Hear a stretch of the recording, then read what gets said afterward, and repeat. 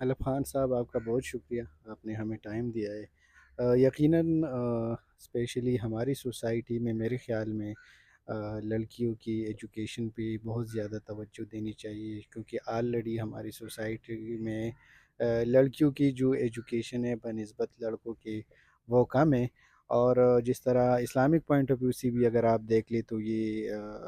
حدیث ہے کہ ایجوکیشن یا علم حاصل کرنا جو ہے وہ ہر مرد اور عورت پر فرض ہے۔ تو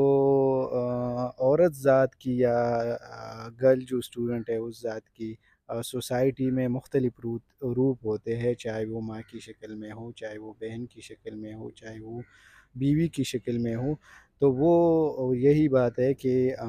اولاد کی پہلی جو درسگاہ ہے وہ ماں کی تربیت ہوتی ہے، تو وہ ماں کی تربیت اب تب اچھی طریقے سے کرے گی جب وہ ایجوکیشن حاصل کرے گی۔ ہاں سجاد صاحب، آپ اپنے ادارے میں لڑکیوں کے لیے کیا ویژن رکھتے ہیں اور اعتماد کس طرح ہے؟ ہمارا گرلس کا الگ سیکشن ہے، اور ہم نے اس کی سب سے پہلی جو ہے وہ یہاں پہ جو ہماری زیادہ تر بچیاں ہیں وہ میٹرک یا انٹر کے بعد زیادہ تر جو ہے وہ بچیاں گھروں میں رہ جاتی اور ایجوکیشن کو لفٹ کرتی ہے۔ تو ہماری یہی کوشش ہے کہ ہم ان بچیوں کو آگے لے جائے، ان کو سپورٹ کرے، ان کو موٹیویٹ کرے کہ یہ فار ایگزامپل میں چارسدی کا مثال آپ کو دوں گا کہ یہاں پہ ہمارے ڈسٹرکٹ کا ایک بھی آفیسر نہیں ہے، چاہے کسی بھی ڈپارٹمنٹ میں آپ نظر دوڑائے تو باہر کے ڈسٹرکٹ سے آئے ہیں۔ تو میں اپنی اسپیشلی اپنے ڈسٹرکٹ کی بات کروں گا کہ یہاں پہ گرلس کو ہم موٹیویٹ کرتے کہ بیٹا آپ بھی فیوچر میں اسی طرح assistant commissioner, doctor, pilot, police officer, چاہے وہ کسی بھی ڈپارٹمنٹ میں ہو، آپ آ سکتے ہیں۔ تو سجاد صاحب، اس پہ مجھے یہ میرا ذہن میں بہت پہلے سے یہ سوال ہے، اور جو کہ آپ کا تجربہ ہے، والدین لڑکیوں کو اس طرح توجہ نہیں دیتی جس طرح لڑکوں کو دیتے ہیں، اور زیادہ تر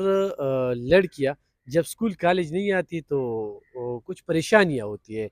تو ان پریشانیوں کو دور کرنے کے لیے کیا حکمت عملی اختیار کرنی چاہیے؟ اور والدین کے بچوں پر اعتماد نہیں ہے، یا بچوں نے اس کے اعتماد کو ٹھیس پہنچائے؟ بدقسمتی سے ہماری سوسائٹی میں بس یہ ہوتا چلا آ رہا ہے کہ بچیوں کو جو ہے وہ اس پہ اعتماد کا وہ فقدان ہوتا ہے، یا وہ ڈر کی وجہ سے وہ باہر نہیں بیچتے۔ لیکن میں کہتا ہوں کہ ہم کب تک اس طرح چلے گی، ہم نے اس ٹرینڈ کو جو ہے چینج کرنا ہے، اور بچیوں کو جو ہے آگے لانا ہے، اور ہے ایسے ادارے سپیریئر بھی ہے اور بھی بہت سے ادارے ہیں جو اس کے لیے سیف ہے۔ کوئی ایسی بات نہیں ہے، یہ کوئی جنگل کا قانون نہیں ہے۔ الحمدللہ ہمارا یہاں پہ جو پشتون بیلٹ ہے، یہاں پہ بہت خاندانی لوگ ہیں، اور وہ سمجھتے ہوں گے اکا دکا ایرا غیرہ لوگ بھی ہوں گے، لیکن ہم اپنی ماؤں بہنوں کا بہت عزت رکھتے ہیں، اور وہ بہت سیف طریقے سے یہاں پہ ایجوکیشن حاصل کرتے ہیں۔ تو ہمیں اب اعتماد کرنا ہوگا اپنی بچیوں پہ اور اپنے اداروں پہ، تاکہ ہماری بچیاں بھی آگے جائے اور ایجوکیشن میں ایک اعلیٰ مقام پہ پہنچ جائے۔ ہم نے بہت دیکھا ہے کہ یہاں پہ لڑکیوں نے پوزیشن لیے ہے، لیکن زیادہ تر وہ استاذ بن جاتے ہیں،